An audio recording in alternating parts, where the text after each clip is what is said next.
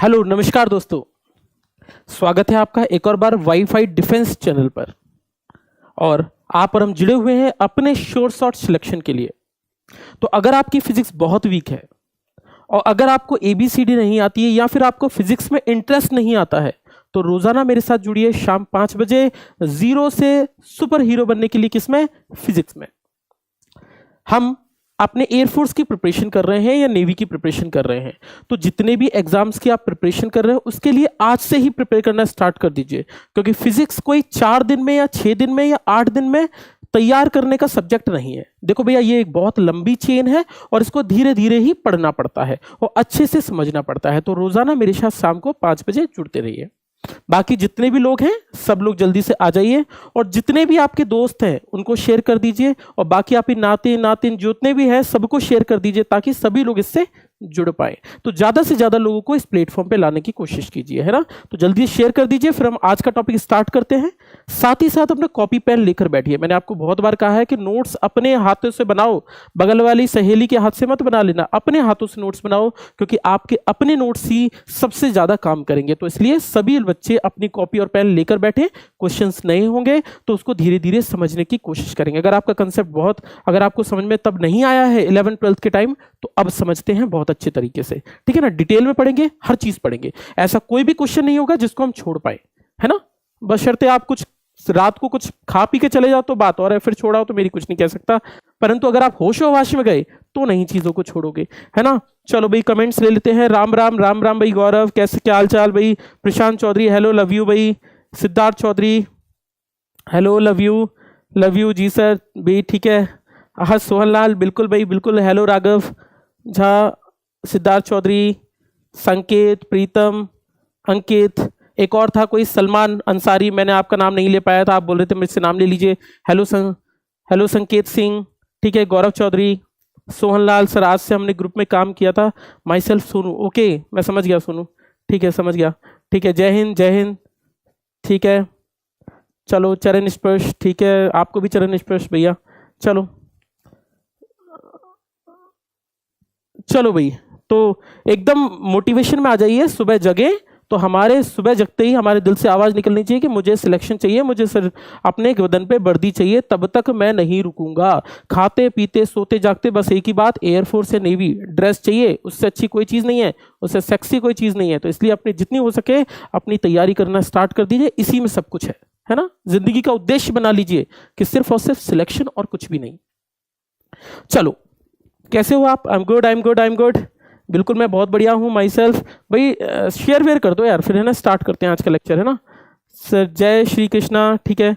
हाँ, और एक और बात मैं आप लोगों को कहना चाह रहा था, बहुत सारे लोग मुझसे 12th की बात कर रहे थे, तो बेटा 12th हम बहुत जल्दी स्टार्ट कर रहे हैं अपना एक और, ठीक है। हो सकता है मेरी क्लासेस सुबह आए तो 12th की क्लासेस में हम बहुत जल्दी स्टार्ट करेंगे। तो आप लोगों को जिनको मुझसे 12th पढ़नी थी तो 12th को भी हम बहुत जल्दी स्टार्ट करने वाले हैं, तो 12th को भी डिटेल में पढ़ेंगे। हो सकता है हम 12th का पार्ट ऑप्टिक्स से स्टार्ट करें, तो इसलिए आप इसको तैयार रहिएगा, ठीक है ना। चलो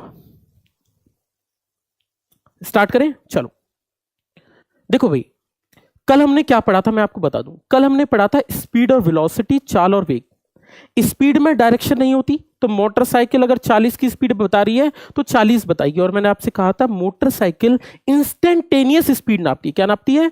इंस्टेंटेनियस, यानी क्षणिक चाल नापती है, स्पीड नापती है, वेलोसिटी नहीं नापती। तो जब भी आपका दिमाग स्पीड की बात करे तो क्या देखना है? मोटरसाइकिल। तो आपने बोला ठीक है। वेलोसिटी, वेग का मतलब क्या हुआ? वेलोसिटी में दो चीज होती है, एक तो परिमाण, एक दिशा, मैग्नीट्यूड और डायरेक्शन। अगर मैग्नीट्यूड बदलेगा तब भी वेलोसिटी बदलेगी, और अगर मैग्नीट्यूड नहीं बदला, डायरेक्शन बदल गई, तब भी वेलोसिटी बदल गई। आपने बोला मैं तो लहरा के गाड़ी चलाऊंगा, तो लहरा के बेटा चलाओगे तो आपकी वेलोसिटी सेम नहीं होगी, वेग बदलता रहेगा, वेलोसिटी बदलेगी। लहरा के गाड़ी चलाओ मतलब डायरेक्शन चेंज करना, और डायरेक्शन चेंज करना, दिशा चेंज करने का मतलब भी वेलोसिटी चेंज करना होता है। जैसे मैंने आप लोगों को बोला था कि अगर कोई चीज गोल चक्कर लगाती है तो हर बिंदु पर वेलोसिटी अपनी दिशा बदलती है। चल तो अभी भी आप 20 मीटर पर सेकंड से ही रहे हो, लेकिन हर पॉइंट पे क्या बदल रहे हो? दिशा बदल रहे हो। और क्योंकि डायरेक्शन हमेशा बदल रहा है, तो अकेला अगर डायरेक्शन भी बदल जाएगा, दिशा अगर बदल जाएगी, तब भी क्या हो जाएगा? वेग बदल जाएगा। इतनी सी बात की याद रखिएगा। वेलोसिटी लिखते वक्त डायरेक्शन को लिखना बहुत जरूरी है। और वेलोसिटी बदलने का मतलब सिर्फ परिमाण बदलने से नहीं होता है, सिर्फ दिशा बदल दोगे तब भी वेग बदल जाएगा। ये सब बातें हमने कर ली थी, ठीक है ना। सुपर बाउल पार्टी ये क्या होता है भाई को, ये क्या होता है भाई, हमने तो ना करी है पार्टी। ठीक है 11th और 12th, हाँ भी प्रीतम 11th और 12th दोनों साथ साथ करने की कोशिश करेंगे। चलो तो आते हैं अपने लेक्चर पे। तो आज का हमारा जो लेक्चर था वो कहां से स्टार्ट होगा, हमने कल पढ़ा था इंस्टेंटेनियस स्पीड निकालना या इंस्टेंटेनियस वेलोसिटी निकालना, जिसके लिए फॉर्मूला लिखा था v बराबर ds/dt, और कुछ सवाल भी करे थे। और मैंने आपसे कहा था आज मैं आपको एवरेज कराऊंगा, एवरेज स्पीड या एवरेज वेलोसिटी कैसे निकालते हैं, एवरेज स्पीड या एवरेज वेलोसिटी कैसे निकालते हैं, ठीक है। देखो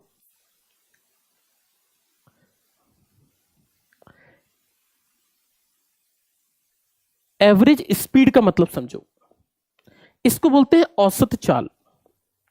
फॉर्मूला क्या पढ़ा था, फॉर्मूला पढ़ा था total distance upon total time, यानी कुल दूरी बटा कुल समय, कुल दूरी बटा कुल समय, कुल दूरी बटा कुल समय। चलो समय कम से कम खराब करना है, कुल समय। क्या बोल रहे हो आप लोग, सर हमारे डीएम को कोरोना हो गया, क्या बात है भाई, ठीक है। इस कंडीशन में ओनली एनर्जी, चलो बहुत बढ़िया। तो हमने कहा एवरेज वेलोसिटी कैसे निकलेगी, औसत वेग कैसे निकलेगा बेटा, मैंने कहा था शेयर कर दो, शेयर नहीं कर रहे हो बेटा प्रीतम, मैं देख रहा हूं। औसत वेग की बात करें तो क्या होगा बेटा, शेयर कर दो, है ना, माता रानी सब देख रही है। एवरेज वेलोसिटी का मतलब यह हुआ total displacement upon total time, यानी कुल विस्थापन बटा कुल समय। बहुत ही आसान कंसेप्ट है, एक बार पढ़ोगे कभी नहीं भूलोगे। पहली बात तो आप फॉर्मूले रट लें, यानी औसत चाल मतलब कुल दूरी बटा कुल समय, और एवरेज वेलोसिटी यानी औसत वेग बराबर टोटल डिस्प्लेसमेंट अपॉन टाइम, यानी कुल विस्थापन बटा कुल समय। अब ये देखेंगे कि इन फॉर्मूले को हम लगाते कैसे हैं। फॉर्मूले तो मेरे ख्याल से आपको याद हैं, ठीक है ना, नोट्स तैयार हैं, हाँ नोट्स तैयार हैं बेटा, बट ठीक है फिर भी मैं नए क्वेश्चन ही कराऊंगा, ठीक है। एरर बुक्स, भाई बुक्स तो सारी अच्छी है, एररलेस भी अच्छी बुक है। क्वेश्चन लिखते हैं, पहले क्वेश्चन जरा देखते हैं, क्वेश्चन से स्टार्ट कीजिएगा, है ना। और चलो क्वेश्चन को स्टार्टिंग करते हैं, लिखना। यदि कोई कार, आप लोगों के लिए पहला क्वेश्चन, यदि कोई कार अपनी यात्रा की 2/5 दूरी,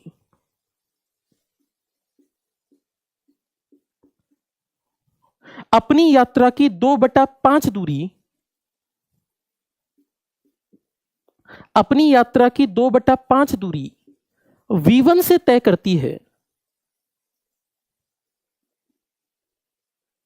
v1 वेग से तय करती है, और अगली 3/5 दूरी, 3/5 दूरी v2 से तय करती है। तो क्वेश्चन समझना, पहली 2/5 किससे की है, v1 से, और अगली 3/5 किससे की है, v2 से। क्वेश्चन बताना है फाइंड एवरेज स्पीड कितनी रही होगी, औसत चाल कितनी रही होगी, औसत चाल कितनी रही होगी, आपको औसत चाल बताना है। तो जरा ऑप्शन देख लेते हैं, ऑप्शन क्या क्या है। ऑप्शन की बात करें तो पहला ऑप्शन है 1/2 under root of v1 plus v2, पहला ऑप्शन। सेकंड ऑप्शन है v1 प्लस v2/2, ये कुछ लोगों के लिए है जिनको बहुत पसंद है एवरेज निकालना। तीसरा ऑप्शन है आपका 2 into v1 v2 upon v1 plus v2, और चौथा ऑप्शन है आपका डी, चौथा ऑप्शन नोट कीजिएगा 5 v1 v2 upon 5 v1 v2 upon 3 v1 plus 2 v2। Question solve तो नहीं है बट किया है, लेकिन फिर भी मेरे को लगता है आंसर निकालना रहेगा आप लोग। फिर भी चलो, सर आपका ब्लड क्या है, क्या भाई ब्लड की क्या बात हो गई, ब्लड रेडी है ना, ग्रुप तो ओ है, सबको दो। चलो क्वेश्चन करना जल्दी से, मुझे आंसर बताना कि क्या हुआ। ए बी सी और डी इनमें से कौन सा क्वेश्चन मेरा आंसर रहेगा, जल्दी से बता देना। क्वेश्चन क्वेश्चन क्वेश्चन 000 बेटा, ठीक है। रोहित राणा, आप कहीं आसपास देख लो एक शनि मंदिर और वहां पूजा करने जाओ, आपके ऊपर कोई साया है, ठीक है। जय श्री राम भाई, जय श्री राम, जय श्री राम। आंसर बताओ यार। डी सी, अच्छा सी और डी, ओके चलो बहुत बढ़िया। डी डी डी डी, चलो भाई सी भी है बहुत सारे लोगों के आंसर्स। तो जरा इस क्वेश्चन को करते हैं, क्वेश्चन का आंसर क्या रहा होगा देखते हैं, ठीक है।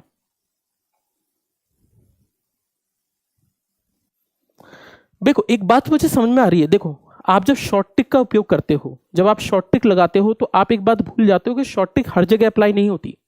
हमारी फिजिक्स में एवरेज के 3 तरह के क्वेश्चन बनते हैं। पहला तरीका ये होता है जिसके अंदर ना तो आपकी डिस्टेंस सेम हो, ना तो दूरी समान हो, ना ही टाइम सेम हो। दूसरा क्वेश्चन बनता है जिसमें डिस्टेंस सेम हो, दूरियां समान हो, और तीसरा क्वेश्चन बनता है जिसमें टाइम सेम हो। बेटा तीनों क्वेश्चन को करने का अलग अलग तरीका है, हर जगह शॉर्ट टिक नहीं लगाई जाती है, इसलिए मैं आपको बता रहा था। पहले कंसेप्ट समझते हैं, इसमें नहीं लगेगी शॉर्ट टिक, समझना। क्वेश्चन ये कह रहा है कि यदि कोई वस्तु अपनी यात्रा की पहली 2/5 दूरी, तो लेट अस सपोज मान लेते हैं कि टोटल डिस्टेंस कितनी है, x है। मुझे पता नहीं है, टोटल डिस्टेंस मान लेते हैं x है। x की 2/5 दूरी, यानी x की 2/5 दूरी कितने से तय करता है, v1 से तय करता है, और बाकी बची हुई किससे तय करता है, या फिर अगला बोल रखा है 3/5। मुझे पता है बाकी 3/5 ही है, क्योंकि इन दोनों का सम कितना होगा, x के बराबर। तो हमने ठीक है, ये किससे करता है, v2 से तय करता है। इतना क्वेश्चन में दे रखा है। तो अगर टोटल जर्नी x थी तो x की 2/5x किससे करता है, v1 से। 3/5x किससे करता है, v2 से। सिंपल सी बात। अब मुझे एवरेज स्पीड निकालनी है, औसत चाल। मुझे पता है औसत चाल का फॉर्मूला होता है, एवरेज स्पीड का फॉर्मूला होता है औसत चाल का, total distance upon total time, यानी कुल दूरी बटा कुल समय। कुल दूरी बटा कुल समय। आ रही है बात समझ में। डी डी डी सबने निकाल दिया, चलो बहुत बढ़िया। तो आपने कुल दूरी बटा कुल समय, तो आपने बोला कुल दूरी का मतलब कितना हुआ, ये और ये प्लस करेंगे तो कितना बनेगा, x ही बचेगा। नीचे की तरफ प्लस करेंगे तो टोटल टाइम तो हमें पता नहीं है। टाइम क्या था, t1 प्लस t2। मान लो इसमें टाइम t1 लगा, इसमें टाइम t2 लगा, टोटल टाइम। अब टाइम नहीं पता है, लेकिन टाइम को बताने का तरीका तो पता है। टाइम बराबर समय बराबर हम दूरी बटा चाल भी तो लिख सकते हैं। दूरी बटा चाल का मतलब ये हुआ 2/5x upon v1 plus 3/5x upon v2। ये क्वेश्चन बनी। इसको कॉमन ले लीजिए और इसको सॉल्व कर दीजिए, आपका आंसर निकल कर आ जाएगा। इसकी वैल्यू निकल कर आएगी 5v1 v2 अपॉन, इसका डी ऑप्शन आंसर निकल कर आ जाएगा, और ये हो जाएगा 3v1 प्लस 2v2।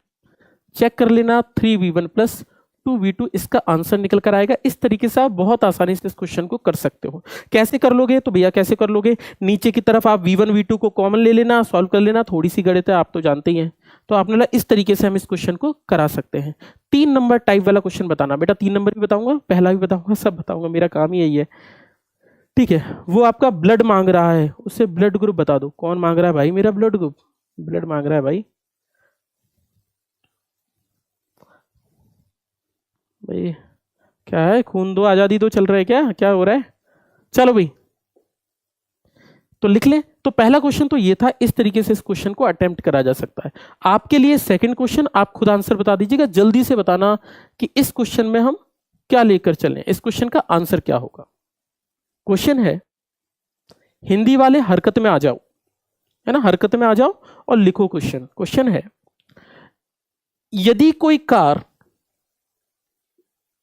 अपनी यात्रा की 1/3 दूरी, अपनी यात्रा की 1/3 दूरी 30 मीटर पर सेकंड से तय करता है, 30 मीटर पर सेकंड से तय करता है,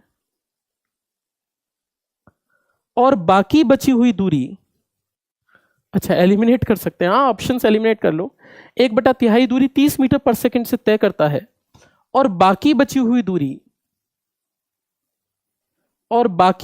दूरी, तो आप पुराने नोट्स या पुरानी चीजों को लेकर मत बैठा करो, क्योंकि हम रिवीजन कर रहे हैं। तो आप लोग सिर्फ कॉपी पेन लेकर बैठा करो और क्वेश्चंस को देखा करो कि क्या आपको आता है, जितना आपने अभी तक पढ़ा है इसी से हमें फायदा मिलेगा, है ना। इसलिए तो क्वेश्चन है, बाकी बची हुई दूरी 60 मीटर पर सेकंड से तय करता है। इसमें भी अगर आप ध्यान से देखो तो ना ही डिस्टेंस सेम है, ना ही टाइम सेम है, ना ही बेटा दूरी सेम है, ना ही समय समान है। तो क्वेश्चन है, बाय 60 मीटर पर सेकंड से तय करता है, एवरेज वेग बताइए, एवरेज वेलोसिटी बताइए, औसत वेग बताइए कितना होगा। हिंदी वालों के लिए दोबारा से, यदि कोई कार अपनी यात्रा की 1/3 दूरी 30 मीटर पर सेकंड से तय करती है और बाकी बची हुई दूरी 60 मीटर पर सेकंड से तय करती है, तो औसत वेग बताइए। आपको बताना है एवरेज वेलोसिटी क्या रही होगी। चलो जल्दी से आंसर बता दो मुझे पता है आप लोगों का आंसर पता है, लेकिन फिर भी चलो भाई,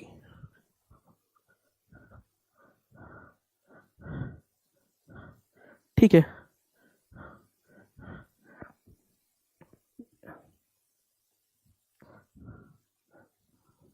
इलेक्ट्रॉनिक्स में बहुत दिक्कत हो रही है, करेंगे यार इलेक्ट्रॉनिक्स भी, है ना। हमारे पास 45 मीटर पर सेकंड, ये तो मैं आपको बस एक नमूना बता रहा था कि जिन्होंने क्वेश्चन नहीं कर रखा है वो कर लीजिएगा। हमने कहा 1/3 ऑफ डिस्टेंस, इसका मतलब ये हुआ कि अगर मुझे क्वेश्चन करना है तो समझना मेरी बात, समझ, मुझे एवरेज निकालना है। अब की बार क्या है, एवरेज वेलोसिटी, यानी औसत वेग निकालना है। अगर औसत वेग निकालना है तो इसका फॉर्मूला होता है total displacement upon total time, यानी कुल विस्थापन बटा कुल समय। क्योंकि ये वस्तु, बोलना चाहिए था कि ये स्ट्रेट लाइन में चल रही है, एक लाइन में मानकर चलना है इसको। तो टोटल डिस्प्लेसमेंट की बात करें तो क्वेश्चन ऐसा मान सकता हूं कि यदि कोई वस्तु अपनी यात्रा की 1/3 दूरी यानी 1/3x किससे तय करता है, ये तय करता है 30 मीटर पर सेकंड से, और बाकी बची हुई दूरी यानी 2/3x किससे करता है, तो ये करता है आपका 60 मीटर पर सेकंड से। टोटल कितनी है, x है, मान लेते हैं x है। तो एवरेज कितना रहा होगा, तो मुझे पता है टोटल डिस्प्लेसमेंट, कुल विस्थापन। कुल विस्थापन का मतलब ये हुआ कि ये भी और ये भी प्लस, और दोनों का प्लस करने पे कितना निकलेगा, x, total x upon time. Time कैसे निकालेंगे, डिस्टेंस अपॉन स्पीड। टाइम तो नहीं बताया, लेकिन टाइम को बताने का तरीका बताया, तो डिस्टेंस अपॉन स्पीड, यानी 1/3x अपॉन में 30 प्लस 2/3x अपॉन में 60। इसको सॉल्व करेंगे तो x x लेकर कॉमन कर देंगे, इसकी वैल्यू बचेगी 1/1/90 प्लस 2/180, जिसको सॉल्व करेंगे तो कितना निकल कर आएगा, 45 मीटर पर सेकेंड। तो पहला टाइप तो ये होता है क्वेश्चन का जिसके अंदर हमारी दोनों में से कोई भी चीज सेम नहीं है, मतलब ना ही दूरी समान दी है, ना ही ये।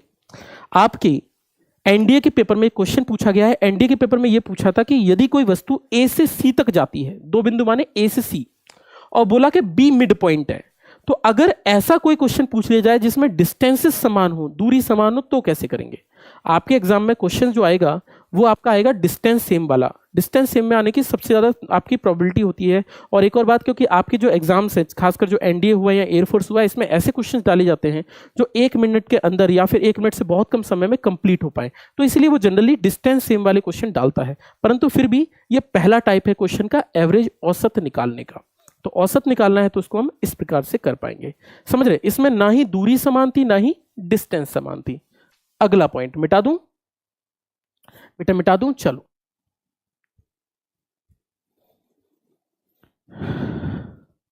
अब सेकंड टाइप क्वेश्चन का, ठीक है। पीडीएफ फाइल नहीं मिलेगी क्या, बिल्कुल मिल जाएगी यार, आप कहोगे तो सब मिल जाएगा। भरत, सब मिलेगा बेटा, ठीक है। चलो देखना, हमने कहा एक सेकंड टाइप का क्वेश्चन देखते हैं। ये सेकंड टाइप क्या है, देखना। क्वेश्चन है, यदि कोई वस्तु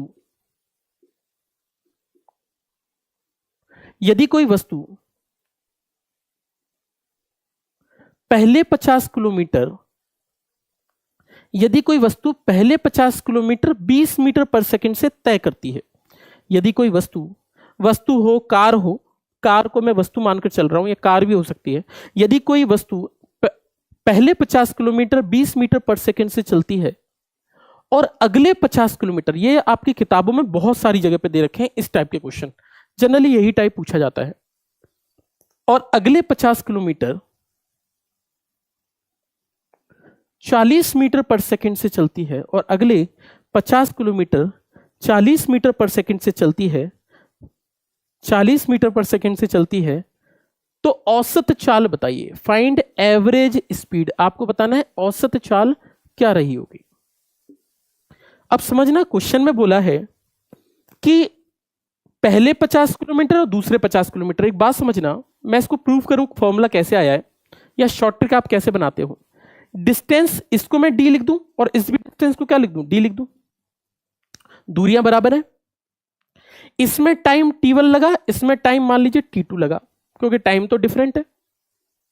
अब क्वेश्चन कह रहा है कि एवरेज स्पीड बताइए। मेरी बात समझना, अगर औसत चाल निकालनी है बेटा, चलो मान लो कि हम बहुत बेसिक से पढ़े हैं और मैं बैक बेंचर मान लेता हूं अपने आप को, भाई मुझे कम आता है, मेरे को लगा कैसे क्वेश्चन करूं। तो सबसे पहले तो फॉर्मूला देखूं, फॉर्मूला है औसत चाल का total distance upon total time, कुल दूरी बटा कुल समय।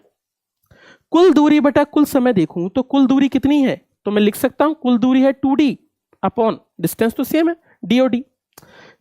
कुल समय, तो टाइम की बात करूं तो इसमें t1 टाइम लगा है, इसमें t2 टाइम लगा है, लेकिन इसके बारे में कोई बात नहीं की गई है, क्योंकि यहां पर टाइम ना देकर क्या दिया गया, स्पीड। हमने कहा ठीक है।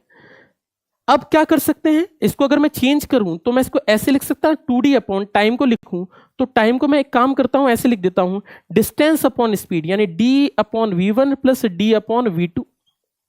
इसको सॉल्व करता हूं इस इक्वेशन को, तो इस इक्वेशन को जब सॉल्व करूंगा, इस इक्वेशन को जब सॉल्व करूंगा तो मैं ऐसे लिख पाऊंगा 2d अपॉन, इस पूरी इक्वेशन को सॉल्व करूंगा तो नीचे हो जाएगा v1 v2, और ऊपर हो जाएगा d into v2 plus d into v1। इसको सॉल्व करोगे तो ये निकल कर आएगा 2 v1 v2 upon v1 plus v2। कहने का मतलब ये हुआ कि जब भी डिस्टेंस समान होगी तभी आप इस फॉर्मूले को लगा पाओगे, वरना आप total distance upon total time तो कहीं पर भी लगाओ, मेन कंसेप्ट तो वही है ना, ये फॉर्मूला वहीं से तो आया है। यानी कह सकता हूं जब भी दूरियां समान होंगी, दूरी समान होगी, तब क्या होगा, तब लगेगा 2 v1 v2 upon v1 plus v2, किसका, एवरेज स्पीड या एवरेज वेलोसिटी का फॉर्मूला है ना। ये लगेगा, ये फॉर्मूला सिर्फ तभी लगाना जब आप दूरी समान की, डिस्टेंस सेम की बात कर रहे हो, अदरवाइज इस फॉर्मूले को मत लगाकर चलना। तो बस इतनी सी बात है, इसीलिए हम इस क्वेश्चन को लिखते हैं। बट फॉर्मूले में समझ लेना, क्योंकि एक लाइन में थी इसलिए यहां पर डिस्टेंस और डिस्प्लेसमेंट बराबर थे, अगर कहीं वापस आने की बात होती तो वेलोसिटी कुछ और हो जाती। समझ रहे हो, मैं अभी बताता हूं आपको करके, ठीक है ना। 80/3 ठीक है, आप लोगों ने कर ही दिया है। ये तो हुआ तरीका, ये तो हुआ कब फॉर्मूला लगना है, जब आपकी डिस्टेंस सेम हो, दूरियां समान हो। ठीक है, मिटा दूं इसको, दूरियां समान हो। इस क्वेश्चन को, फॉर्मूले को जल्दी से सॉल्व कर देता हूं। ये है 2v1 v2 upon v1 plus v2, formula लगा दीजिए। ये हो जाएगा सॉल्व 2 इंटू v1 कितना है 20 इंटू कितना है 40 अपॉन में कितना है 20 प्लस 40। इसको सॉल्व कर दीजिए, आपकी वैल्यू निकल कर आ जाएगी 4 दूनी 8, 8 दूनी 16, 1600 अपॉन में हो जाएगा 4 दूनी 4 2 6 60। सॉल्व करेंगे, ये निकल कर आ जाएगा 80/3।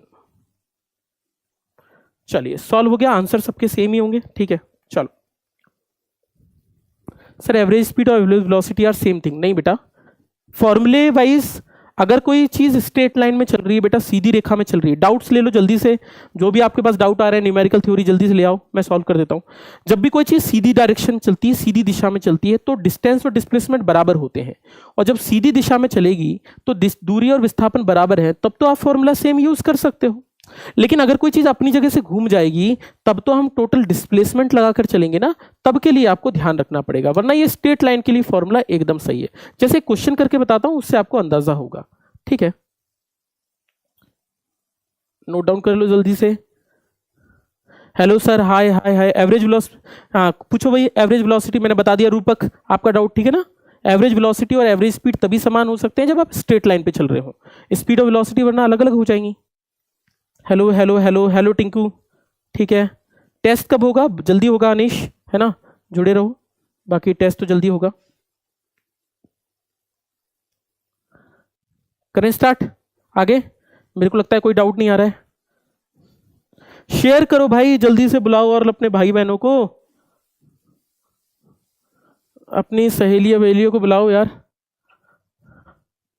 हाँ भाई, टिंकू, अजय, क्या कर रहे हो भाई? बंटू अग्रवाल, 12th कौन फिजिक्स पढ़ाएगा? बेटा मैं ही पढ़ाऊंगा 12th फिजिक्स भी, है ना। अब मैं ही हूं तो मैं ही पढ़ा पाऊंगा। सर आप यहाँ पे पूरा कोर्स होगा या नहीं?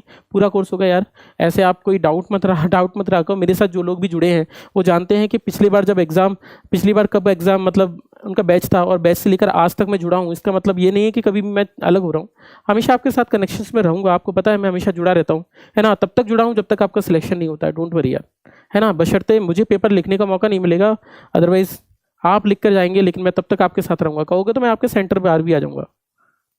सर थोड़ा रुक के मिटाएं, अच्छा ठीक है। फिर मेरे ख्याल तक क्वेश्चन मैं पूछ लेता हूं आपसे, ठीक है। ठीक है दुर्गेश पांडे सर, डायरेक्शन बदलने के लिए फॉर्मूला क्या होगा? डायरेक्शन बदलने पर फॉर्मूला, फिर आपको फॉर्मूला निकालना, फॉर्मूला नहीं होगा, फिर आपको सॉल्व करना पड़ेगा। देखो कैसे करते हैं डायरेक्शन बदलने का, देख लेते हैं क्वेश्चन, ठीक है। मॉर्निंग से पढ़ाना। हाँ शुभम, सर को बुला दूंगा, बहन को कहाँ से लाऊं? ठीक है चलो भाई, चलो हाँ भाई आ जाओ, आ जाओ भाई, चलो भाई चले। क्वेश्चन आपने बोला था क्या डिफरेंस होगा? देखो बेटा, डिफरेंस दिमाग लगा के लगाना। क्वेश्चन है, यदि कोई विद्यार्थी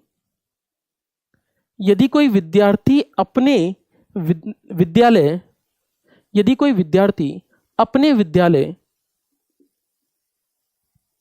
अपने विद्यालय 20 मीटर पर सेकंड से आता है,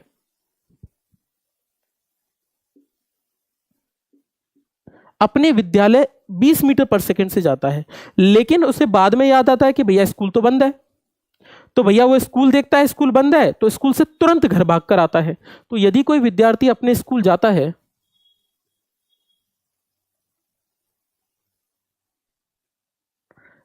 यदि कोई विद्यार्थी अपने स्कूल 20 मीटर पर सेकंड से जाता है, स्कूल बंद देखने के बाद वो तुरंत वापस आता है, स्कूल बंद देखने के बाद तुरंत वापस आता है, फिर क्या ऐश है उसकी? तो कितने से वापस आता है? 40 मीटर पर सेकंड। अब खुशी की बात है तो भैया 40 से ही वापस आएगा। वापस 40 मीटर पर सेकंड से आता है। औसत चाल और औसत वेग बताइए, औसत चाल और औसत वेग बताइए। मुझे दोनों निकालना है कि कितना होगा। औसत चाल और औसत वेग बताइए, ये क्वेश्चन है। वेलोसिटी जीरो है, हाँ भैया एवरेज वेलोसिटी जीरो है, इसलिए मैंने कहा था दिमाग लगा लेना कि कोई चीज वापस तो लौट के नहीं आ रही। हमारा फॉर्मूला बेसिक फॉर्मूला, इसलिए मैं बोलता हूँ शॉर्ट ट्रिक याद मत करो, अपने बेसिक्स को याद रखो। क्या है? टोटल डिस्प्लेसमेंट अपॉन टाइम और total distance upon total time. ध्यान दोगे तो एवरेज वेलोसिटी यहां पर जीरो आने वाला है। क्यों आने वाला है जीरो? क्योंकि इसका फॉर्मूला होता है टोटल डिस्प्लेसमेंट अपॉन टाइम, और कोई आदमी अगर अपनी जगह पर आ गया तो विस्थापन तो शून्य हो गया, इसका मतलब इसका आंसर कितना आएगा? जीरो आएगा। तो कोई मुझसे पूछ रहा था, हाँ सर मेरी तो सहेली भी आप ही हो। अरे क्या बात है यार, दिल जीत लिया यार, बस यहीं रुके रहना। साइकिल से, चलो यार साइकिल से, ठीक है साइकिल से जाए, कार से जाए, लड़के हैं लिफ्ट मांग के भी जा सकते हैं। Displacement is zero, velocity zero, ठीक है भाई, सभी के आंसर सही है ना। एक बात समझना, अगर मुझे, मैं फिर से लिख देता हूं, एवरेज वेलोसिटी कितनी होगी? तो जीरो होगी। क्यों? क्योंकि इसका फॉर्मूला होता है total displacement upon total time, कुल विस्थापन बटा कुल समय, कुल विस्थापन बटा कुल समय। और क्योंकि विस्थापन शून्य है, वापस आने का मतलब विस्थापन शून्य है, मतलब औसत वेग जीरो है। पर स्पीड की बात करूं तो यह है total distance upon total time, और जब कुल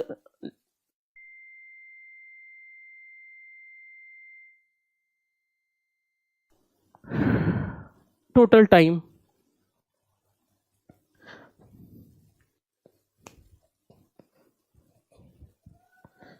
कुल दूरी बटा कुल समय, और कुल दूरी की बात करें कितना होगी? तो हमने बोला total distance upon total time निकालना है, तो दूरियां समान है, तो इसके मतलब ये हुआ कि इस फॉर्मूले को लगा सकता हूं 2v1 v2 upon v1 plus v2, और फॉर्मूला यूज करूंगा तो फॉर्मूला निकल कर आएगा 2 इंटू 20 इंटू 40 अपॉन में 20 प्लस 40। सॉल्व कर लीजिए, 4 दूनी 8, 8 दूनी 16, वही निकल कर आएगा 80/3 मीटर पर सेकेंड। यही डिफरेंस है। तो अपना जब भी दिमाग लगाएं तो देखकर दिमाग लगाएं, ठीक है ना। ये एक और टाइप बनता है। तो पहला टाइप है जिसमें ना तो दूरी समान है ना ही समय समान है, और दूसरा टाइप है जिसमें डिस्टेंसेस सेम होती हैं, दूरी सेम होती है। अगर दूरियां समान है तो फॉर्मूले कैसे लगाना है, उसका मतलब है शॉर्ट ट्रिक लगा देना 2v1 v2 अपन v1 प्लस v2। पर शॉर्ट ट्रिक अपना दिमाग लगा के लगाना है ना, बिल्कुल बंद होके मत लगाना। हाँ भाई बेसिक्स है, क्योंकि मिटा दूं ये मैथ्स में भी आता है ना, एसएससी वेसएससी के पढ़ते हैं लोग। मिटा दूं। टोटल टाइम की बात करते हैं। अब बात करते हैं एक और की। हाँ बेटा एलसीएम ही लोगे, बेटा एलसीएम ही लेना पड़ेगा, आप सॉल्व तो वैसे ही करोगे, है ना। सर इतना वैसे ज़्यादा तो पलायन कर जाएगा, इतना वेग से ज़्यादा तो पलायन कर जाएगा। अच्छा वेग से ज़्यादा तो पलायन कर जाएगा। अरे यार एक तो तुम्हारी हिंदी यार प्रदीप जी खतरनाक हिंदी है। I am late so sorry. बेटा लेट मत हुआ करो, मैंने कितने बार कहा है आपसे, है ना। मैं तो कह के आपसे मर गया कि टाइम पे आओ, शेयर करो शेयर करो, जितना हो सकते उतना लोगों तक लेकर जाओ इस चीज़ को। आप लोग ही कम लेकर आ रहे हो। ठीक है चलो स्टार्ट करें। तो okay, कोई बात नहीं कोई बात नहीं, ठीक है। जो लोग लेट ज्वाइन किए हैं वो लोग भी देखते चले साथ ही साथ, है ना। देखना एक और क्वेश्चन लेकर चलते हैं।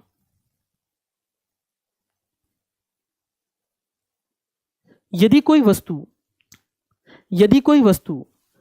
पहले 50 किलोमीटर, यदि कोई वस्तु पहले 10 सेकंड, यदि कोई वस्तु पहले 10 सेकंड, यदि कोई वस्तु पहले 10 सेकंड 20 मीटर पर सेकंड से चलती है। एक और टाइप क्वेश्चन का कि यदि कोई वस्तु पहले 10 सेकंड कितने से चलती है, इतने से 20 मीटर पर सेकंड से, और अगले 10 सेकंड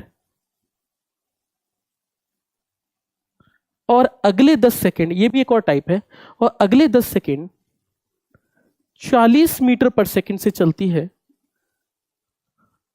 औसत चाल बताइए, औसत चाल बताइए। स्पीड डायरेक्शन एक ही है तो दोनों सेम होने वाले हैं स्पीड वेलोसिटी, लेकिन ठीक है। ये तीसरा टाइप है। आपने कहा इसमें टाइम सेम है, टाइम मतलब पहले भी 10 सेकंड इतने से चला, अगले भी 10 सेकंड। अगर टाइम सेम है तो मेरी बात समझना, क्वेश्चन ये है कि लेट अस सपोज मैंने कहा कोई वस्तु पहले 10 सेकंड कितने से चलती है, 20 मीटर पर सेकंड से, और अगले 10 सेकंड कितने से चलती है, 40 मीटर पर सेकंड से। ऐसे केस में क्या रहा होगा, ऐसे केस में क्या रहा होगा ये मुझे बताना है। तो अगर आपके कभी भी, डायरेक्ट लिखवा रहा हूं, कभी भी अगर आपका टाइम सेम है, क्या समय समान है, अगर टाइम सेम है तो आप औसत चाल या औसत वेग का फॉर्मूला, एवरेज स्पीड या औसत वेग का फॉर्मूला क्या लिख सकते हैं, आप डायरेक्टली लिख सकते हैं v1 plus v2 divided by 2। इस फॉर्मूले को आप यूज कर सकते हो, ठीक है, इस फॉर्मूले को आप यूज कर सकते हो। पर ये फॉर्मूला बेटा आप तब यूज करना जब समय समान हो। 3 तरह के क्वेश्चन है। पहला टाइप जिसमें ना ही स्पीड सेम है, ना ही वेलोसिटी सेम है, ना ही चाल समान है, ना ही वेग समान है। ऐसे को करने के लिए हमें पूरा मेथड यूज करना है जिसमें दूरियां समान है, v1 v2 upon v1 plus v2, और जिसके अंदर आपका समय समान है उसमें v1 प्लस v2 बाई 2, यानी इसका जो आंसर निकल कर आएगा वो निकलेगा 20 प्लस 40 डिवाइडेड बाई 2, यानी 30 मीटर पर सेकेंड। यही एवरेज स्पीड या एवरेज वेलोसिटी के आपके मैक्सिमम क्वेश्चन है। इतने टाइप के क्वेश्चन आप बना सकते हो, ठीक है। प्रैक्टिस शीट डाल दूंगा मैं, कोई प्रॉब्लम नहीं है ना। प्रैक्टिस शीट डाल दूंगा मैं, कोई दिक्कत नहीं, ठीक है। प्रैक्टिस शीट आ जाएगी, मिटा दूं, आगे चले।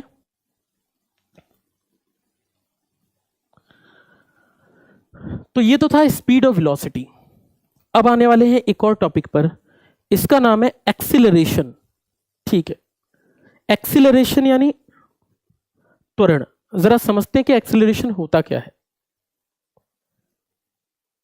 एक्सीलरेशन, एक्सक्लेरेशन भी बोलते हैं, एक्सीलरेशन जो भी आपका एक्सेंट है, इस हिंदी में कहते हैं त्वरण।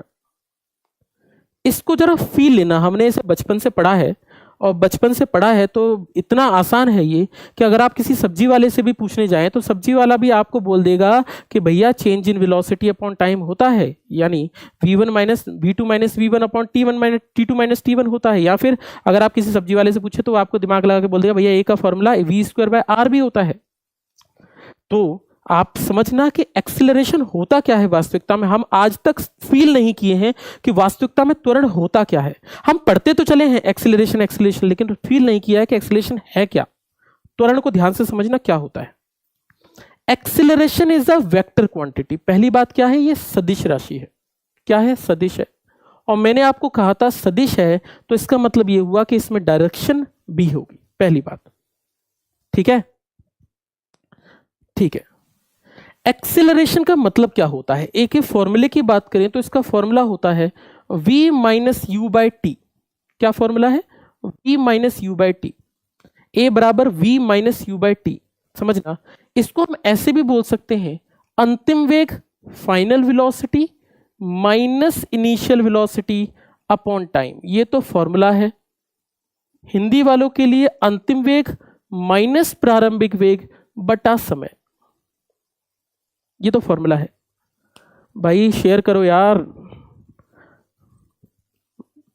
तो हमने कहा अंतिम वेग माइनस प्रारंभिक वेग बटा समय। समझना, अंतिम वेग माइनस प्रारंभिक वेग। इस फॉर्मूले से हमें कुछ समझ में नहीं आ रहा है कि फाइनल माइनस इनिशियल, तो जरा मेथड करके देखें क्या सच में है क्या। देखना, एक आदमी 0 की स्पीड से भागना चालू करता है और वो 10 सेकंड बाद पहुंच जाता है, कितना, 10 सेकंड बाद पहुंच जाता है 100 मीटर पर सेकंड पर। आप बोलेंगे भैया 100 मीटर पर सेकंड, हाँ भाई आदमी तो उड़ जाएगा, लेकिन फिर भी ठीक है, उड़ेगा तो नहीं, लेकिन फिर भी 100 मीटर पर सेकंड बहुत ज्यादा हो गया, लेकिन फिर भी मान लेते हैं।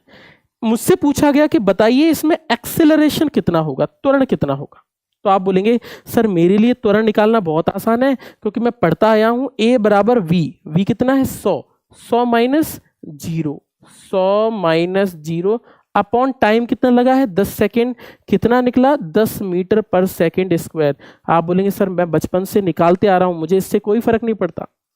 त्वरण का मतलब समझो क्या होता है। त्वरण का मतलब होता है अगर आप कभी a बराबर 10 मीटर पर सेकेंड स्क्वायर देखते हो तो इसका मतलब यह है कि अगर आपकी वेलोसिटी 0 सेकंड पर 0 मीटर पर सेकंड थी तो 1 सेकंड बाद आपकी वेलोसिटी 10 मीटर पर सेकंड रही होगी, 2 सेकंड बाद आपकी वेलोसिटी 20 मीटर पर सेकंड रही होगी, 3 सेकंड बाद आपकी वेलोसिटी 30 मीटर पर सेकंड रही होगी, 4 सेकंड बाद आपकी वेलोसिटी 40 मीटर पर सेकंड रही होगी।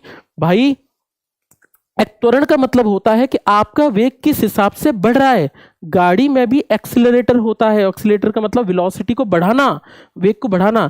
और जब भी आपके दिमाग में एक्सीलरेशन क्लिक करता है तो आप समझ जाना एक्सीलरेशन का मतलब है कि आपका वेग बढ़ रहा है, आपकी वेलोसिटी बढ़ रही है। वेलोसिटी बढ़ने का मतलब समझ रहे हो, 0 सेकंड पर 0 तो 10 1 सेकंड बाद यानी कितने हिसाब से बढ़ रही है उसको त्वरण कहते हैं। नहीं समझ में आया, दोबारा देखो। अगर मैंने कभी पेपर में लिख लिया, मैंने बोला a बराबर है, मैंने बोला लिख कर आ रहा है 5 मीटर पर सेकंड स्क्वायर, तो आपने बोला इसका क्या मतलब है, तो मेरा दिमाग सीधे ठनकेगा और मैं बोलूंगा a बराबर 5 का मतलब ये है कि 0 सेकंड पर 0 होगी तो 1 सेकंड बाद 5, फिर 10, फिर 15, फिर 20, फिर 25, फिर 30, फिर 35, फिर 40, यानी वेग के बढ़ने को क्या बोलते हैं, त्वरण कहते हैं। वेलोसिटी के बढ़ने को क्या बोलते हैं, त्वरण कहते हैं। तो जब भी आपका दिमाग लगे तो सीधी सी बात समझ लेना कि सर एक्सीलरेशन दिया है मतलब वेलोसिटी बढ़ रही है, एक्सीलरेशन दिया है मतलब वेलोसिटी बढ़ रही है। तो वेग के बढ़ने को क्या बोलते हैं, त्वरण कहते हैं। तो वेग के बढ़ने को क्या बोलते हैं, त्वरण कहते हैं। क्या बोल रहे हो पवन? हाँ अभी आप पढ़ चुके हो, मुझे पता है ना। तो ये तो रिवीजन के तौर पर है, आप कोई प्रॉब्लम नहीं है, ठीक है। चलो, तो मैंने कहा इंक्रीजिंग वेलोसिटी को क्या बोलते हैं, त्वरण कहते हैं। तो वेग किसको बोलते हैं, तो इंक्रीजिंग वेलोसिटी को बोला त्वरण। तो अपने दिमाग में ये बात डाल लो कि जब भी वेग बढ़ेगा, नई चीज बताऊंगा भाई, चिंता ना करो। इंक्रीजिंग वेलोसिटी त्वरण, है ना। तो आपने बोला इंक्रीजिंग वेलोसिटी यानी बढ़ते हुए वेग को क्या बोलते हैं, त्वरण कहते हैं। एक्सीलरेशन कहते हैं, त्वरण कहते हैं। तो तो जब भी ए लिखकर आ जाए तो आपके दिमाग में सबसे पहली बात कि बढ़ते हुए वेग को त्वरण कहते हैं। यानी ए बराबर 20 दे रखा है, इसका मतलब 0, फिर 20, फिर 40, फिर 60, फिर 80, फिर 100। आपने ए बराबर 1 दे रखा है तो इसका मतलब 1, फिर 2, फिर 3, फिर 4, फिर 5, फिर 6। हर सेकंड वेलोसिटी के बढ़ने को क्या बोलते हैं? त्वरण कहते हैं। तो वेग के बढ़ने को क्या बोला? त्वरण कहा। मेरी बात समझ में आ रही है? मेरी बात समझ में आ रही है? फिगर तो बना दिया था। वॉइस कम आ रही है आपकी, क्यों? हो सकता है यूट्यूब की तरफ से थोड़ा सा इश्यू हो। यहाँ से तो मेरे ख्याल से आवाज़ बहुत सही है, क्योंकि मैंने बैटरी तो खूब चार्जिंग कर ली थी, कल रात से लगाई थी, अभी तक चार्ज ही हो रही थी। बैटरी का तो कोई इशू है नहीं, वैसे भी बैटरी तो यूनिफॉर्म चार्ज देगी, यूनिफॉर्म एनर्जी देगी। चलो, इंक्रीजिंग वेलोसिटी यानी त्वरण, यानी बढ़ते हुए को क्या बोलते हैं? त्वरण कहते हैं। तो फिजिक्स में हमने एक चीज और पढ़ी है कि वो चीज हमने पढ़ी है कि sir acceleration due to gravity होती है जिसकी यूनिट होती है मीटर पर सेकंड स्क्वायर, है ना। ए बराबर क्या था? v minus u by T, जिसको हमने यूनिट क्या लिखी है? मीटर पर सेकंड स्क्वायर। और आपने बोला सर जी भी तो एक वर्ड होता है एक्सेलरेशन ड्यू टू ग्रेविटी, जिसको भी आप क्या बोलते हो? 9.8 मीटर पर सेकंड स्क्वायर बोलते हो। कभी दिमाग लगाना कि इसकी यूनिट मीटर पर सेकंड स्क्वायर ही क्यों है? ये त्वरण ही क्यों बोला गया? इसको गुरुत्वीय त्वरण ही क्यों बोलते हैं? क्या खास बात है इस गुरुत्वीय त्वरण में? तो इसको एक्सेलरेशन ड्यू टू ग्रेविटी क्यों बोला? बेटा हर जगह पर एक्सेलरेशन का एक ही मतलब है कि आपका वेग किस हिसाब से बढ़ रहा है। अगर ये 9.8 है, इसका मतलब ये हुआ कि अगर आप ऊपर से एलिफेंट गिरा दें, क्या गिरा दें? हाथी गिरा दें। अगर आप ऊपर से हाथी गिरा दें तो हाथी गिराएंगे तो हाथी पर कितना लगेगा? 9.8 है। भैया जी आपके लिए और मेरे लिए अलग तो नहीं है, आपके लिए भी जी उतना ही है, मेरे लिए भी उतना ही है, ये बात तो मानते हो। जी अगर सेम है, इसका मतलब 0 सेकंड पर अगर 0 मीटर पर सेकंड थी तो एक्सेलरेशन का मतलब इस हिसाब से बढ़ रहा है। यानी 1 सेकंड बाद हाथी की वेलोसिटी क्या होगी? 9.8 मीटर पर सेकंड। 2 सेकंड बाद हाथी की वेलोसिटी क्या होगी? 19.6 मीटर पर सेकंड। 3 सेकंड बाद हाथी की वेलोसिटी क्या होगी? 29.4 मीटर पर सेकंड। मेरी बात मानते हो? यही होगा। ठीक है जी। अब की बार आपने ऊपर से गिरा दिया पेपर, पेपर गिरा दिया है ना, ठीक है। अगर मैंने पन्ना गिरा दिया आपने ऊपर से, पेपर गिरा दिया है ना, खत गिरा दिया आपका, है ना, प्यार भरा खत गिरा दिया, तो आपने बोला वो खत कैसे नीचे जाएगा? तो आपने बोला कि खत नीचे बाद में जाएगा, पहले आपको नहीं ऊपर पहुंचा देंगे। तो भाई देखो, अगर कोई खत नीचे जाएगा तो क्या होगा? एक बात बताना, जी तो पेपर, तो उसके पेपर के लिए भी तो जी से सेम है 9.8, यानी पेपर भी किस हिसाब से वेलोसिटी से नीचे आएगा? 0 सेकंड पर 0 मीटर पर सेकंड। 1 सेकंड बाद पेपर की वेलोसिटी 9.8 मीटर पर सेकंड। 2 सेकंड बाद पेपर की वेलोसिटी 19.6 मीटर पर सेकंड। 3 सेकंड बाद पेपर की वेलोसिटी 29.4 मीटर पर सेकंड। और अगर आप ध्यान से देखो तो दोनों का वेग बराबर है। तो जब दोनों की वेलोसिटी सेम है तो दोनों हमेशा सेम टाइम पर ही तो नीचे आएंगे। नहीं समझ में आया? देखो 3 सेकंड बाद दोनों की वेलोसिटी सेम है। 2 सेकंड का जब दोनों एक बराबर वेलोसिटी से चल रहे हैं, एक बराबर वेग से चल रहे हैं, तो दोनों सेम से आएंगे? नहीं मानते? चलो एक साइकिल ले लो, एक कार ले लो, और दोनों को 100 मीटर पर सेकंड से लेकर जाओ। एक साइकिल एक कार है, दोनों 100 मीटर पर सेकंड से मुंबई जा रहे हैं। आपने कहा अगर दोनों 100 मीटर पर सेकंड से जा रहे हैं तो एक बात बताइए, मुंबई कौन पहले पहुंच जाएगा?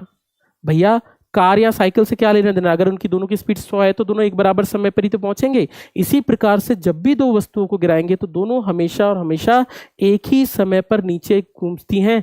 कल मैंने एक कंसेप्ट बोला था आपको पढ़ने के लिए, आपने पढ़ा होगा क्लास से पहले, कि पिज्जा नहीं भैया, पिज्जा है ना, पिज्जा टावर है ना। तो भाई गैलीलियो ने एक एक्सपेरिमेंट किया कि सेब और पत्ता फेंका, उन्होंने बोला दोनों चीजें हमेशा एक ही समय पर नीचे आएंगी। तो आप कोई सी भी चीज ऊपर से नीचे गिराइए, वो हमेशा एक ही समय पर नीचे आती है। सर अगर हाथी नीचे आएगा तो क्या होगा? हाथी नीचे आएगा तो क्या होगा? अब तो सर चलो, because free fall object do not depend on मास। क्या बात कह दी है भाई? किसने कही है ये बात? हर्ष तिवारी, बहुत बढ़िया। तो आपने बोला जब भी चीजें नीचे गिराएंगे तो वो हमेशा क्या आएंगी? एक ही समय पर नीचे आएंगी। All bodies of different masses,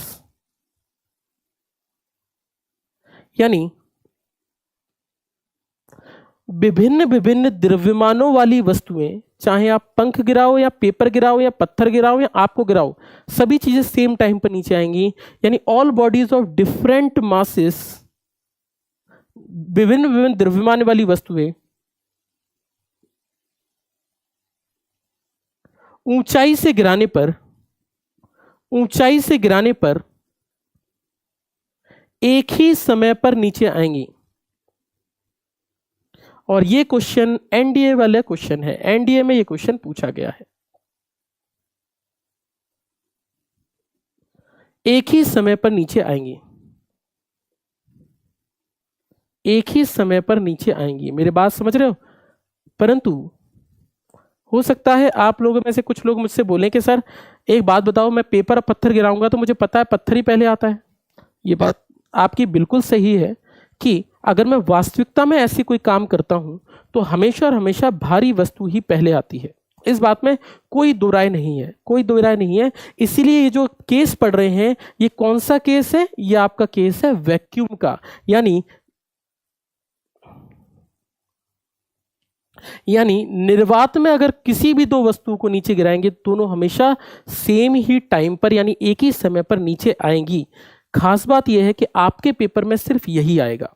आपके पेपर में ये नहीं पूछेगा कि भैया अलग अलग मैं अगर एयर फ्रिक्शन को कंसीडर करूं, यानी ऐसे नहीं बोलेगा कि वैक्यूम नहीं, ऐसे बोलेगा कि यदि हवा के घर्षण को मान लिया जाए, अगर हवा हो जाएगी मतलब वास्तविकता की बात करें। और रियलिटी में जो भारी चीज होती है वो हमेशा पहले नीचे आती है, ये हम सबने पढ़ रखा है। लेकिन फिर भी जब भी हम दो चीजों को नीचे गिराएंगे तो हम हमेशा याद रखेंगे पेपर के लिए कि हमेशा और हमेशा दोनों वस्तुएं एक ही समय पर नीचे आती हैं। और g बराबर 9.8 मीटर पर सेकंड स्क्वायर का मतलब होता है कि 0 फिर 9.8 फिर 19.6 फिर 29, यानी किस हिसाब से वेग बढ़ेगा? 9.8। यानी हर एक चीज की वेलोसिटी हमेशा हमेशा बढ़ती है।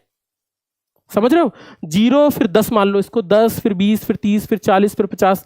सोच के देखो, 10 मीटर पर सेकंड, 20 मीटर पर सेकंड, यानी अगर 100 मीटर पर सेकंड हुआ 10 में लगभग 350 किलोमीटर पर आवर, यानी 10 सेकंड बाद इसकी वेलोसिटी बहुत हो जाएगी। पर ये वैक्यूम की स्थिति है। रियलिटी में ऐसा नहीं होता है, रियलिटी में कुछ और होता है। रियलिटी में आपको बताऊं क्या होता है, ये भी हमने अपनी फिजिक्स में पढ़ा है। वास्तविकता में एक कंसेप्ट लगता है, इसको बोलते हैं टर्मिनल वेलोसिटी यानी सीमांत वेग।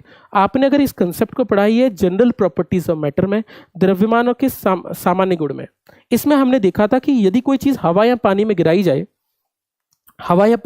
जाए तो वो हमेशा पहले तो उसका वेग बढ़ता है, लेकिन कुछ समय बाद उसकी वेलोसिटी कांस्टेंट हो जाती है। तो ये सिर्फ वैक्यूम का है, रियलिटी में ऐसा कोई केस बनता ही नहीं है। और जब कोई चीज ऊपर से नीचे गिराते हैं तो v हमेशा इंक्रीज करता है और g हमेशा कांस्टेंट होता है। कितना होता है? a या g हमेशा कांस्टेंट होता है। इस बात को आप हमेशा याद रखिएगा। तो एक्सेलरेशन का मतलब होता है वेग का बढ़ना। यानी कोई डाउट हो तो मुझसे पूछ लीजिए। Friction is considered heavy body is this. Exactly, अगर एयर फ्रिक्शन हवा के घर्षण को मानोगे तो जो भारी वस्तु होगी वही हमेशा पहले आएगी। ठीक है सर, तब दिशा बदलने से एक्सेलरेशन आएगा। प्रीतम सोनी, एग्जैक्टली, दिशा बदलोगे तो एक्सेलरेशन आएगा। लेकिन हम जिसकी बात कर रहे हैं बेटा, इसमें डायरेक्शन चेंज नहीं होती है। जब हम कोई चीज ऊपर से नीचे गिराते हैं तो उसकी डायरेक्शन सेम होती है, सिर्फ और सिर्फ वेलोसिटी बदलती है। और यहाँ पर मैग्नीट्यूड बदलने से एक्सेलरेशन आ रहा है, यहाँ मैग्नीट्यूड बदलने से वेलोसिटी बदल रही है, वेलोसिटी की वजह से एक्सेलरेशन आ रहा है, या डायरेक्शन बदलने से नहीं आ रहा है। कोई क्वेश्चन? सर तब दिशा बदलने से, और कोई क्वेश्चन? कोई अच्छा सा क्वेश्चन? ठीक है बेटा प्रीतम सोनी, मैंने आपको बता दिया, यहाँ पे डायरेक्शन चेंज नहीं होगी बेटा, डायरेक्शन सेम रहेगी, मैग्नीट्यूड बदलने से एक्सेलरेशन आएगा, है ना। चलो ठीक है। Acceleration may be zero but not be zero. मैं समझा नहीं, acceleration may be zero also not be zero. अरे हो सकता, हाँ बिल्कुल ठीक है आपकी बात, रूपक बिल्कुल ठीक है आपकी बात, हो भी सकता है नहीं भी हो सकता है। तो हमने कहा ये वाला केस बनकर आएगा। तो याद रखिएगा, त्वरण का मतलब होता है वेलोसिटी का बढ़ना, यानी वेग बढ़ेगा तो उसको हम क्या बोलेंगे? त्वरण बोलेंगे। तो आपके दिमाग में जब भी ए आएगा तो वेलोसिटी इंक्रीज होगी। समझ रहे हो? मुझसे बोल दिया ग्राफ बना दो, ए बराबर दे रखा है 5 मीटर पर सेकेंड, ए बराबर दे रखा है 5 मीटर पर सेकेंड स्क्वायर, और आपने बोला ग्राफ बना दो। तो भैया कुछ लोग क्या करेंगे, ए बराबर 5 दे रखा है तो कांस्टेंट का ग्राफ बना देंगे। भैया ए बराबर 5 मीटर पर सेकेंड स्क्वायर का मतलब वेलोसिटी बढ़ रही है, वेलोसिटी का ग्राफ बनाओगे तो इंक्रीजिंग ग्राफ आएगा। समझ रहे हो? सर इधर वेलोसिटी सेम होगी तो एक्सेलरेशन जीरो होगा। हाँ एग्जैक्टली। अब एक और केस देखते हैं। हमें पता चल गया ये हुआ, हमने कहा अगर कोई चीज 100 मीटर पर सेकेंड से चल रही है और मैंने बोला कि 10 सेकंड बाद 100 मीटर पर सेकंड वेग है, मैंने आपको एक टास्क दे दिया कि बेटा एक काम करो, यहां से चंद्रमा चले जाओ और आप अपना एक्सिलरेशन 0 से जाना। अब आप दिमाग लगाओगे सर एक्सिलरेशन 0 से कैसे जाएंगे चंद्रमा, हमें तो एक्सिलरेशन चाहिए, एक्सिलरेशन 0 से कैसे चले जाएंगे। मैंने बोला भाई चंद्रमा चले जाओ और एक्सिलेशन अपना 0 रखना, एक्सिलेशन नहीं होना चाहिए, बिना एक्सिलेशन के चले जाओ। तो आप तो बेटा दूरी तय करने का और एक्सिलरेशन का रिलेशन नहीं है। एक्सिलरेशन का मतलब वेलोसिटी का बदलना होता है, और अगर आप कभी वेलोसिटी कांस्टेंट कर दोगे, वेग नियत कर दोगे, तो ए अपने आप 0 हो जाएगा। तो यहां से चंद्रमा कांस्टेंट वेलोसिटी से जाना मतलब ए बराबर 0 से जाना। तो समझना यूनिफॉर्म वेलोसिटी यानी कांस्टेंट वेलोसिटी का मतलब होता है रिलेटिव वेलोसिटी। बेटा टिंकू अभी आएगा रिलेटिव वेलोसिटी, है ना। ए बराबर कितना हुआ, तो ए बराबर v minus u by T, यानी 100 माइनस 100 बटा 0, 10 यानी 0। यानी सिंपल सी बात है कि वेलोसिटी के बढ़ने को एक्सेलरेशन बोलते हैं, वेलोसिटी नहीं बढ़ी मतलब एक्सेलरेशन 0। ए आएगा मतलब वेलोसिटी बढ़ेगी, अगर वेलोसिटी कांस्टेंट मतलब ए 0। यानी सिंपल सी बात है यूनिफॉर्म वेलोसिटी, एक समान वेग का मतलब क्या होता है, एक समान वेग का मतलब क्या होता है, तो एक समान वेग का मतलब यूनिफॉर्म वेलोसिटी का मतलब होता है ए बराबर 0 होना। फिजिक्स में बोल दिया कि ए बराबर 0 का ग्राफ बनाओ। आप बोलेंगे बहुत आसान है सर, वेलोसिटी कांस्टेंट है, समझ में आ रही है बात। तो वेलोसिटी कांस्टेंट मतलब एक्सीलरेशन 0। ठीक है जी, आ रही है बात समझ में, कोई दिक्कत। Some examples of terminal velocity. बेटा रूपक हम उसी टॉपिक में पढ़े तो अच्छा है।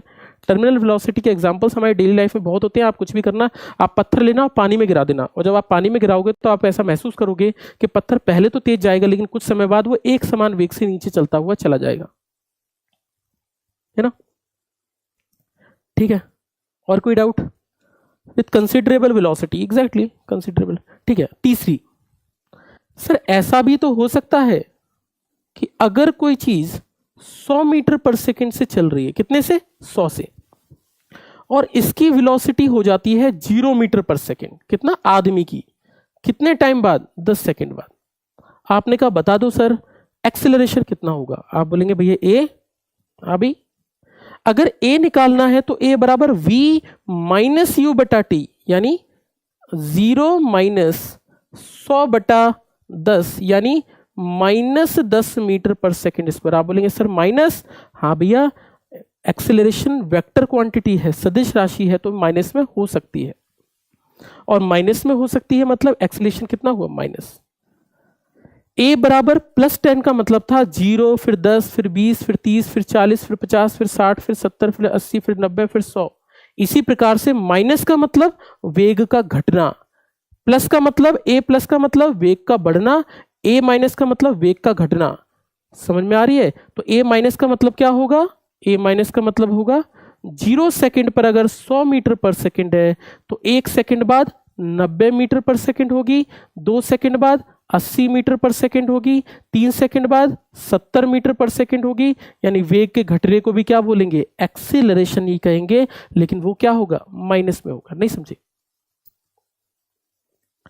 हमारी डेली लाइफ में जब आप मोटरसाइकिल स्टार्ट करते हो तो समझना, मोटरसाइकिल स्टार्ट करी तो मोटरसाइकिल की स्पीड 0 से 60 तक मैं बढ़ा रहा हूं, तो जब 0 से 60 तक बढ़ाओगे तब मोटरसाइकिल में एक्सेलरेशन, जब 60 की कांस्टेंट वेलोसिटी एक समान वेग से चलोगे तो ए बराबर 0, और जब गाड़ी में ब्रेक लगाओगे फिर वेलोसिटी कम हुई, वेलोसिटी का कम होने का मतलब फिर से क्या हुआ, एक्सीलरेशन, और इसी एक्सीलरेशन को बोलते हैं। तो एक्सीलरेशन का मतलब वेलोसिटी का बढ़ना या वेलोसिटी का घटना। यूनिफॉर्म वेलोसिटी का मतलब एक समान का मतलब ए बराबर हमेशा 0 होता है। इसी को हमें दिमाग में रखना है। जब हम कोई चीज पत्थर को नीचे से ऊपर फेंकते हैं तो आपने दिमाग लगाया होगा, हम लिखते हैं ए बराबर -g, और जब ऊपर से नीचे गिराते हैं तो ए बराबर +g। ए बराबर -g क्यों लिखते हैं, क्योंकि वेलोसिटी कम होती जा रही है, कम होती जाएगी, फिर रुकेगी, फिर बढ़ती जाएगी, इसलिए तो ए बराबर +g -g करते हैं। समझ में आ रही है। ब्रेक अप्लाई करना, ऑलवेज ब्रेक अप्लाई करना मतलब एक्सेलरेशन। हाँ हम उसको एक नया नाम दे देते हैं, रिटार्डेशन, मंदन भी कह देते हैं, पर है तो एक्सेलरेशन ही, माइनस में, है ना। मिटा दूं अभी के लिए, समझ गए होंगे आप बात।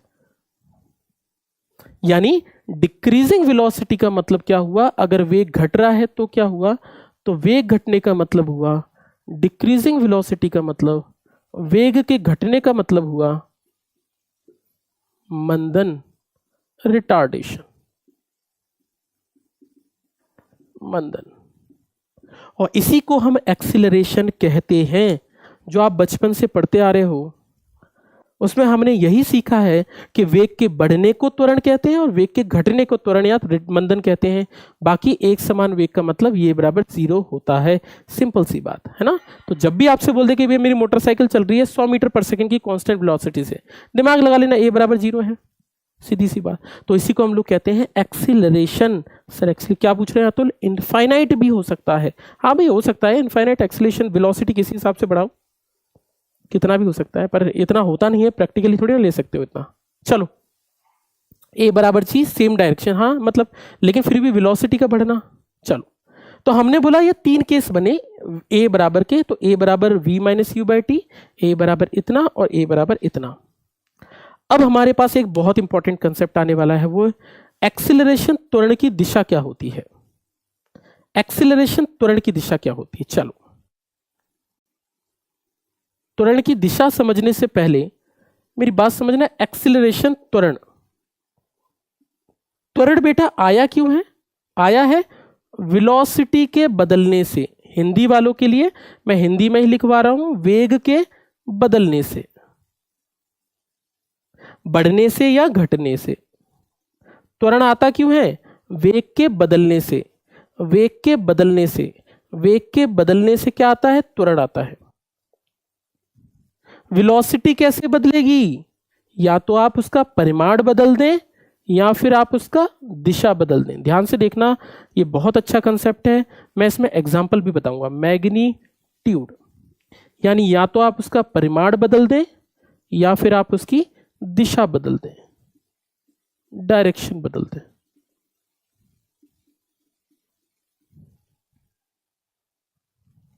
समझ रहे हो? तो अगर मुझे वेग बदलना है, वेलोसिटी बदलना है, तो वेलोसिटी बदलने के लिए मुझे क्या करना पड़ेगा? तो त्वरण का मतलब वेग का बदलना। दिमाग में बिठाओ, वेग त्वरण लाना है मतलब वेलोसिटी बदलना है।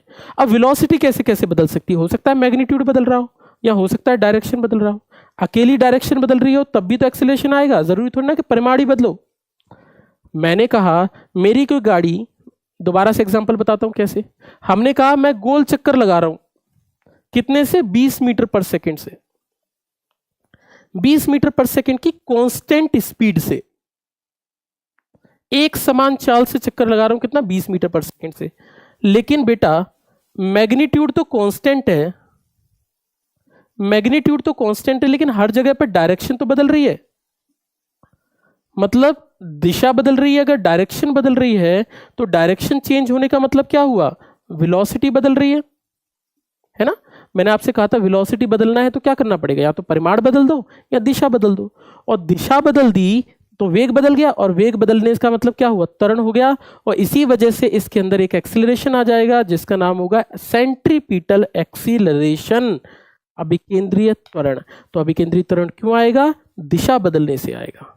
क्यों आता है? परिमाण बदलने से नहीं, दिशा बदलने से। कल के लेक्चर में हम ये जानेंगे कि अगर परिमाण बदलेगा तो आएगा टेंजेंशियल एक्सीलरेशन। एक और होता है, इसको बोलते हैं स्पर्शीय त्वरण। तो हम कल पढ़ेंगे कि डायरेक्शन कैसे निकालते हैं और कितने तरह के त्वरण होते हैं। तो आपने बोला टेंजेंशियल कब आएगा? दिशा के बदलने से। स्पर्शीय त्वरण कब आएगा? परिमाण के बदलने से। दिशा बदलने से कौन सा आता है? सेंट्रीपिटल, अभिकेंद्रीय त्वरण, है ना। तो इस तरीके से हम इन चीजों को पढ़ते हैं, ठीक है ना। अभी के लिए इसको नोट डाउन कर लीजिए, है ना। हम कल इसी टॉपिक से स्टार्ट करेंगे कि एक्सीलरेशन की दिशा, त्वरण की दिशा आखिर होती क्या है। त्वरण का मतलब वेलोसिटी का बढ़ना या वेलोसिटी का घटना। वेग घटेगा तो रिटार्डेशन है, वेग बढ़ेगा तो एक्सीलरेशन, त्वरण है। सिंपल सी बात है, मंदन और त्वरण, ठीक है। बस करते हैं आज के लिए, और रोजाना शाम को 5 बजे जुड़े रहिए। मैं फिर से कह रहा हूं, बहुत ज़्यादा और बहुत डिटेल में पढ़ने वाले हैं चीज़ों को। आपके एग्जाम का कोई भी क्वेश्चन नहीं छूटेगा। हाँ, अगर आप मेरे साथ लगे रहे तो। मैंने आपसे बहुत बार कहा है कि बेटा आपकी ही मेहनत सब कुछ होती है। मैं आपके साथ जुड़ा हुआ हूँ और हमेशा जुड़ा रहूँगा एक एक चीज़ पर। मैंने आपको कभी हमेशा बोला है, आपके डाउट्स जो भी तो डाउट्स को पुटअप कीजिए, मैं हमेशा आपके डाउट सॉल्व करूँगा। मुझे कोई प्रॉब्लम नहीं है किसी भी चीज़ में। बट हाँ, कोई भी क्वेश्चन स्किप मत करना जो भी आपके बारे में, और कंसेप्ट को दिमाग से पढ़ना। ऐसा नहीं रट लिया और 12 पन्ने पढ़कर आ गए, बोल दिया हमने। नहीं भैया, 12 पढ़ने से कोई नहीं निकलता, अच्छे से पढ़नी होती है हर चीज़। तो समझते चलेंगे धीरे धीरे। ठीक है, कोई डाउट हो तो ले लो, फिर हम खत्म करते हैं आज का लेक्चर। चलो ठीक है, क्लास का नोटिफिकेशन नहीं आता है, शाम को 5 बजे है बेटा, नोटिफिकेशन की आवश्यकता नहीं है, आप शाम को 5 बजे डेली प्रेजेंट रहिए, ठीक है ना। चलो थैंक यू वेरी मच, मिलते हैं। ध्यान रखिए अपना, अपने माता पिता का ध्यान रखिए, और जब भी आप डिमोटिवेट होते हैं तो अपनी माँ की तरफ ज़रूर देखिए, आपको माँ के प्यार में नज़र आएगा कि हाँ भाई उनके लिए, हमें माँ बाप के लिए कुछ ना कुछ करना है, उनको वो सब लौटाना है, उनको और ज़्यादा हमें खुशियाँ देनी है। तो आपको ज़रूर अपनी पढ़ाई पढ़नी है, तो आपको इसके लिए पढ़ना है। और मैंने आपको बहुत बार बोला है कि सिर्फ पढ़ाई एक चीज़ है जो आपको टॉप तक ले जा सकती है, और कोई चीज़ नहीं ले जा सकती है ना। तो चलो आज के लिए बस इतना ही करते हैं, मिलते हैं। थैंक यू भाई, थैंक यू सब लोगों का, धन्यवाद। चलो बाय बाय।